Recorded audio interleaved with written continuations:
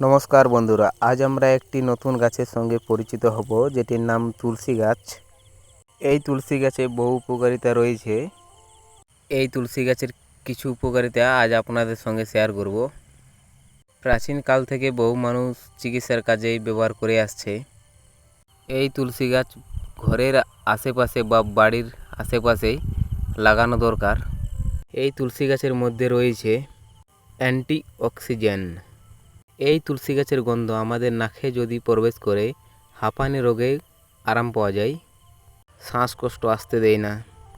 কোনো মেয়ে বা কোনো ছেলে যদি কাশি হয়ে থাকে তাহলে তুলসী পাতা আর মধু মিশিয়ে সকালে সন্ধ্যায় খাবেন। কফ কাশিতেও খুব ভালো আরাম, শুকনো কাশিতে খুব ভালো আরাম পাওয়া যায়। পুরনো তুলসী গাছের পাতায় আমাদের কাশি খুব তাড়াতাড়ি সেরে যায়।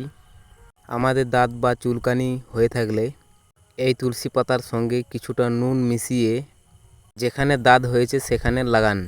2-3 দিনের মধ্যেই দাঁত কিন্তু সেরে যাবে। মুখের মধ্যে যদি ব্রণ হয়ে থাকে, তুলসী পাতা আর হলুদ মিশিয়ে বেটে লাগিয়ে নিন। 10 থেকে 15 দিনের মধ্যেই ব্রণের সমস্যা ঠিক হয়ে যায়। মুখের মধ্যে যদি ঝামা পড়ে গেছে, তুলসী পাতা, আদা আর নুন মিশিয়ে বেটে আর লাগিয়ে নিন, ঝামা ঠিক হয়ে যাবে। হাঁটু ব্যথা, কোমর ব্যথা যদি কারো হয়ে থাকে তাহলে তুলসী পাতা, গোলমরিচ আর কিছুটা নুন মিশিয়ে ব্যথার জায়গায় লাগান। 3 থেকে 4 দিনের মধ্যে ব্যথার জায়গায় খুব ভালো আরাম পেয়ে যাবে আর জীবনে কোনো দিন ব্যথা হবে না। আমরা যদি প্রতিদিন সকালে একটি, সন্ধ্যায় একটি তুলসী পাতা ব্যবহার করতে পারি তাহলে আমাদের কোনো দিন জ্বর, সর্দি, মাথা ব্যথা হবে না। প্রতিদিন সেবন করতে হবে। এই তুলসী পাতাতে আমাদের শরীরের ব্লাডকে পরিষ্কার রাখতে সাহায্য করে। ব্লাডের মধ্যে কোনো ক্যান্সার জাতীয় দ্রব্য হতে দেয় না। এমনকি আমাদের শরীরের মধ্যে যদি কোনো ক্যান্সার হয়ে থাকে তাহলে রোগ প্রতিরোধের ক্ষমতা বাড়িয়ে দেয়।